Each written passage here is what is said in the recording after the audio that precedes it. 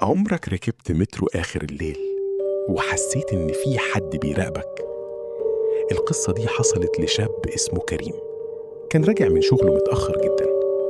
الساعة كانت قرب 1 بعد منتصف الليل، والقاهرة كلها هادية بشكل مريب. الشوارع فاضية والجو تقيل كأن في حاجة غلط هتحصل. كريم لحق آخر مترو قبل ما يقفل بثواني. ركب العربية الأخيرة بسرعة والباب اتقفل وراه ببطء. في اللحظة دي حس براحة غريبة. العربية كانت فاضية تماما. قعد جنب الشباك وطلع موبايله مستني الرحلة تعدي.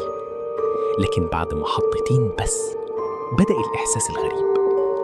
مفيش صوت طبيعي، مفيش حركة، حتى صوت المترو نفسه كان مختلف. رفع عينه فجأة ولقى راجل قاعد آخر العربية، لابس بدلة سودة قديمة، وشه مش باين خالص، كأنه ضلمة واقفة مكانه. كريم اتجمد مكانه، هو متأكد إن العربية كانت فاضية من شوية. رجع يبص ناحية الشباك لحظة، ولما رجع يبص تاني الكرسي كان فاضي. بلع ريقه وقال لنفسه يمكن توهم. لكن الموبايل فصل شبكة فجأة، وبعدها بثواني جاله إشعار واحد: ما تبصش وراك. ابتسامة توتر ظهرت على وشه، وقال في نفسه إن ده أكيد هزار تقيل. لكن لما بص في انعكاس الشباك شاف حاجة خلت قلبه يقع. في حد واقف وراه مباشرة، بدون حركة، بدون صوت.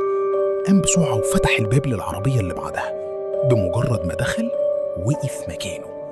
العربية دي مختلفة تماما، قديمة متهالكة كأنها من زمن تاني. الأنوار بتطفي وتشتغل بشكل غريب. الإعلانات على الجدران صفرة وقديمة جدا، وفوق الشباك جريدة معلقة عنوانها واضح جدا: حادث مترو 1987 لا ناجين. فجأة السماعات اشتغلت بصوت متقطع: الراكب الأخير، الرجاء عدم النزول. الصوت كان بطيء ومخيف بشكل غير طبيعي. المترو بدأ يهدى، وبعدين وقف في محطة مش موجودة على الخريطة، اسمها ممسوح. باب المترو اتفتح على رصيف مظلم. كريم بص من الشباك، لقى ناس واقفة على الرصيف مش بيتحركوا، كلهم باصين ناحيته. وفجأة ابتسموا ابتسامة واحدة في نفس اللحظة. الباب بدأ يقفل ببطء، لكن قبل ما يقفل بالكامل واحد من الناس دخل العربية. نفس البدلة السوداء، نفس الصمت، نفس الغموض. عدى جنب كريم وقعد في آخر الكرسي. وفجأة كل الأنوار طفت. سكون كامل. ثواني مرت كأنها عمر، وبعدين السماعة قالت: تم إضافة راكب جديد.